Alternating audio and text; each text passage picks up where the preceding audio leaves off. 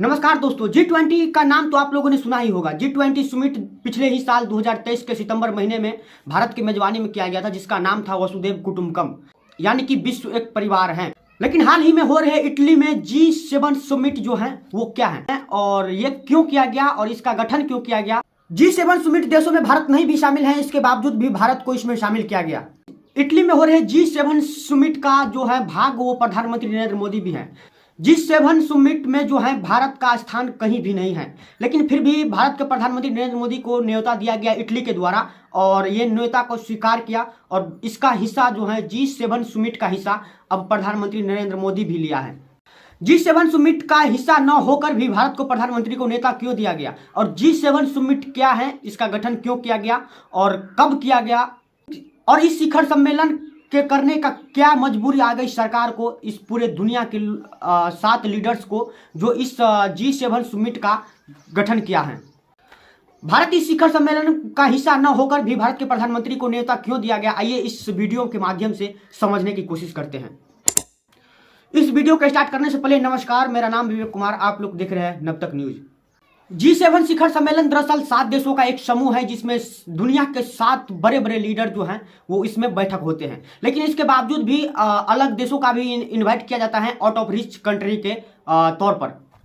पिछले ही साल भारत की मेजबानी में किए गए G20 जिसमें से लगभग G20 में 20 देश शामिल था, लेकिन इसके बावजूद भी अलग अलग और देश को भी शामिल किया गया था इस गठन में।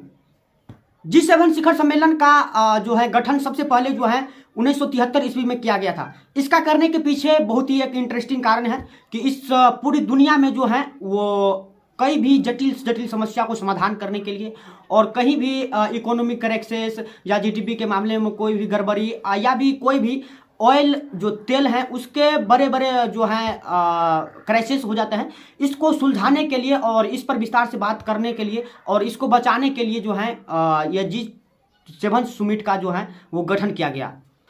पूरी दुनिया में हो रहे बड़े से बड़े संकटों को निवारण के लिए इस G7 समिट का जो है वो बैठक होता है और इस बैठक में ये तय होता है कि क्या कुछ आगे करना है। हालांकि भारत को जो है लगभग 11 बार G7 समिट का जो है वो न्योता मिल चुका है और इसमें जो है वो भाग भी ले लिया है भारत। लेकिन प्रधानमंत्री नरेंद्र मोदी पिछले 5 बार से लगातार जो है इस समिट का जो है वो भाग ले रहा है।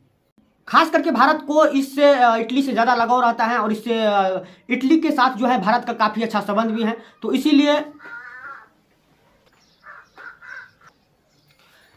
इटली के प्रधानमंत्री जॉर्जियो ने जो है भारत को इनवाइट किया और पिछले लगभग 5 बार से हो रहा है ये इनवाइट और भारत और इटली के बीच काफ़ी अच्छे संबंध होने के कारण जो है इस समिट में लगातार उनको न्योता दे रहा है भारत को और इसमें प्रधानमंत्री नरेंद्र मोदी पूरी अच्छी तरीके से इसका मेजबानी भी कर रहा है। G7 समिट में 7 ही देश शामिल हैं जिसमें से America, Canada, Italy, Germany, Japan, France और ब्रिटेन देश शामिल हैं। इसके अलावा इसमें कोई भी देश शामिल नहीं है। बाकी जो भी देश इसमें हिस्सा लेता है और इसको न्योता भेजा जाता है पहले और ये जो है ये देश आउट ऑफ रिच कंट्री के तौर पर उसमें भाग लेता है और अपना वहाँ पर जाकर बैठक करता है। भारत के प्रधानमंत्री नरेंद्र मोदी भी इसमें शामिल है और इस बार भी इटली में जाकर जो है वो भारत के प्रधानमंत्री नरेंद्र मोदी भी इस G7 समिट का जो है वो हिस्सा बने। G7 शिखर सम्मेलन इटली के जो है अपुलिया जो पुगलिया नाम से भी प्रसिद्ध है उस वहाँ किया गया है। G7 शिखर सम्मेलन जो है इटली के पुलगिया जो अपुलिया नाम से भी प्रसिद्ध है वहाँ किया गया है। 2025 में G7 समिट का जो है वो गठन जो है कनाडा में हुआ और ये हर एक साल होता है। 23 में भी हुआ था, 24 में भी, 25 में भी, लगातार ये जारी रहता है और उसकी पूरी दुनिया के सबसे शक्तिशाली देशों में जो है देशों के नेताओं और लीडर के साथ जो है इस गठन का जो है वो अध्यक्षता होता है। बाकी ये एक दुनिया का सबसे अहम पावर है जो कि जीडीपी मामले में सबसे अधिक है 40% और 10% लगभग जनसंख्या के मामले में ये सिर्फ 7 देश ही कवर कर लेते हैं।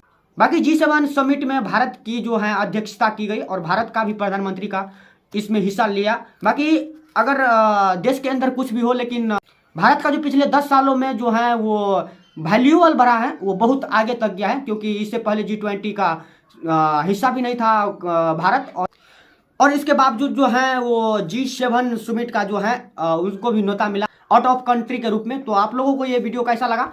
अगर ये जानकारी इन्फॉर्मेटिव लगा हो तो चैनल को सब्सक्राइब कर दीजिएगा और तब तक के लिए मिलते हैं किसी नेक्स्ट वीडियो के साथ। जय हिंद, जय भारत।